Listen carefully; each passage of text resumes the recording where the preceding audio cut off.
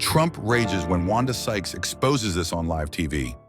Donald Trump, our esteemed president, known for his thin skin and explosive temper, was left fuming when comedian Wanda Sykes took to live television to expose him in a brutal, no-holds-barred roast that left audiences in stitches and Trump's ego in tatters. The event, which quickly went viral, showcased Sykes' sharp wit and unrelenting humor as she dissected Trump's persona, his family, and his presidency with surgical precision. From his infamous spray tan to his incoherent speeches, Sykes left no stone unturned, and Trump's reaction was nothing short of volcanic. Sykes began by targeting Trump's physical appearance, a favorite subject for comedians and critics alike. She compared his signature orange hue to a moldy Cheeto and joked that his spray tan was so intense it could cause second-degree burns if you stood too close. "If you look at it for too long," she quipped, "you'll start seeing different shades of traffic cone orange." The audience erupted in laughter as Sykes painted a vivid picture of Trump's tan as a failed DIY project, where the person applying it ran out of patience halfway through and just hoped no one would notice. She didn't stop there, taking aim at his hair, which she described as a sentient tumbleweed that had escaped from a 1980s car commercial and had been rolling aimlessly ever since. "Scientists should study it," she joked, "because no one's quite sure if it's real, synthetic, or just a long-lost cousin of the Westminster Dog Show's worst haircut category." But Sykes wasn't done.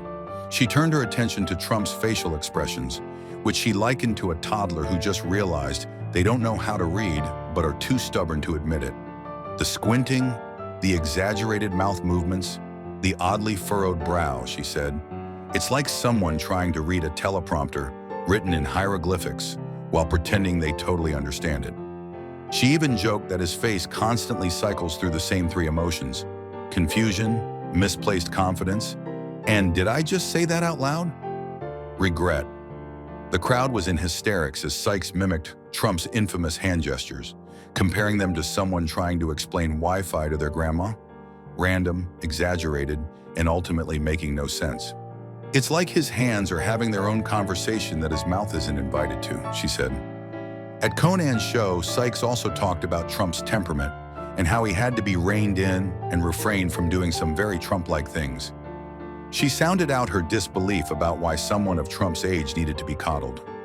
Sykes then shifted her focus to Trump's business acumen, or lack thereof. She pointed out that despite calling himself a billionaire, Trump has a long history of bankruptcies and failed ventures.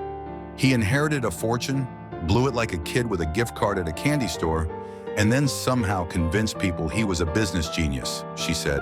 "This man's credit score probably screams in terror every time he tries to swipe a card." Sykes also took aim at Trump's ability to connect with working-class Americans, despite his lavish lifestyle and gold-plated toilets. She thinks he's the king of deals, she said, but his best negotiation skill is somehow convincing working-class people that a gold-plated toilet enthusiast understands their struggles. The comedian didn't spare Trump's family either. It's not news that Wanda despises Trump and his family. She has described them as rotten to the core, a strong way to describe the first family, but it just shows how much she truly doesn't give a damn about them. This time she took particular aim at his daughter Tiffany, questioning why she needed a Secret Service detail. You can see her point too. I mean, what the hell is she actually doing with the Secret Service? Truly, most people don't even know who she is. Giving her a team of Secret Service men in suits just makes her shine like a beacon, even more than she already is. She also roasted Trump, suggesting that he'll probably do some work on his face, something like a mix of Tom Brady and Ted Nugent. But he's going to screw that up too, because he's not going to work on the rest of his body. So it'll just be a new face, the same hair, and the same big ass. Classic Sykes. Melania Trump, the First Lady, was also a prime target for Sykes' humor. She described Melania as America's most reluctant First Lady, who walks through the White House like it is an open house she was forced to attend. Her body language screams, "I'd rather be anywhere else," Sykes said, like a hostage blinking in Morse code.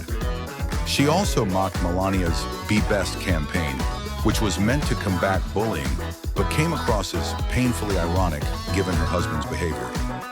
"Be best at what exactly?" Sykes asked. "Is she ignoring your husband's tweets?" Perfecting the art of looking confused in public? The only thing she ever campaigned for was an escape route. Trump is notorious for being a bully. Even now, he's using some of his policies to bully other nations into doing what he wants. He is constantly at odds with one politician or the other, making himself a nuisance. Yet his wife thinks it's a good idea to start a no-bullying campaign. Pathetic. Sykes didn't stop there. She roasted Melania's fashion choices, particularly the infamous jacket she wore that said, "I really don't care, do you?" We all know nothing says I care, like a jacket that literally says, "I really don't care, do you?" Sykes also took aim at Melania's accent, comparing it to a malfunctioning GPS. She speaks 5 languages, Sykes said, but somehow still sounds like a broken GPS, no matter which one she chooses. The crowd was in stitches as Sykes mimicked Melania's robotic demeanor, joking that she's been in low power mode for years. Some say she runs on batteries, Sykes said, but even those seem to have a longer shelf life at this point. The roast reached its peak when Sykes turned her attention to Trump's presidency and his infamous speeches. She compared his rambling, incoherent rants to a game of Mad Libs, where he starts talking about one thing and somehow ends up ranting about windmills, sharks, or his long-lost love affair with fast food. The man starts talking about one thing and somehow ends up ranting about windmills, Sykes said, mimicking Trump's erratic hand gestures. Those tiny, erratic chops make him look like he's trying to karate chop the air. Trump's speeches can go on for so long that you could binge the entire first season of The Simpsons, and he'd still be only halfway done. Not a surprise at all. Didn't he recently set the record for longest speech at Congress not 2 weeks ago? At least he's consistent. She also joked about Trump's obsession with flags, saying he shows more affection to them than his own sons, Eric and Don Jr., have ever received in their lives. Sykes didn't hold back when it came to Trump's ego either. She compared him to a Twitter rant in human form and joked that his ego was so fragile it could be shattered by a strong gust of wind. Saying he struts around acting like the second coming of Einstein, but can barely string together a sentence without sounding like a malfunctioning robot programmed by a drunk conspiracy theorist. She even suggested that Trump's entire persona was a mix of arrogance and ignorance, calling him the love child of the two. If arrogance and ignorance had a love child, Sykes said, it would be wearing a red tie 3 sizes too long and bragging about things that never happened. The audience was in hysterics as Sykes continued to dismantle Trump's legacy, piece by piece. She joked about his infamous CPAC speech, where he rambled on for over 2 hours, comparing it to a marathon of Game of Thrones. You could have left this speech, watched 2 episodes of Game of Thrones, come back, and he would still have been going, she said. She also took aim at his obsession with himself, joking that he reposted an AI-generated image of himself to celebrate his wedding anniversary with Melania. He paid tribute to his longest-serving wife by reposting this AI image of himself, Sykes said, because of course, it's all about him. By the time Sykes was done, Trump's ego had been reduced to dust, and Melania's side eye was permanently stuck at a 90-degree angle. The roast was a comedy massacre, brutal, hilarious, and completely deserved. The only thing missing was Trump tweeting in all caps about how he was very unfairly roasted.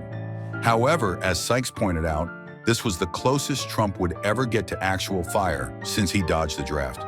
She roasted him like a burnt Thanksgiving turkey left in the oven for 3 days straight. Dry, overdone, and completely unrecognizable. In the end, Wanda Sykes' live TV expose of Donald Trump was a masterclass in comedy and a stark reminder of the absurdity of his presidency. From his spray tan to his incoherent speeches, Sykes left no aspect of Trump's persona untouched. And while Trump may have raged in private, the public was left with a hilarious and unforgettable takedown that will be remembered for years to come.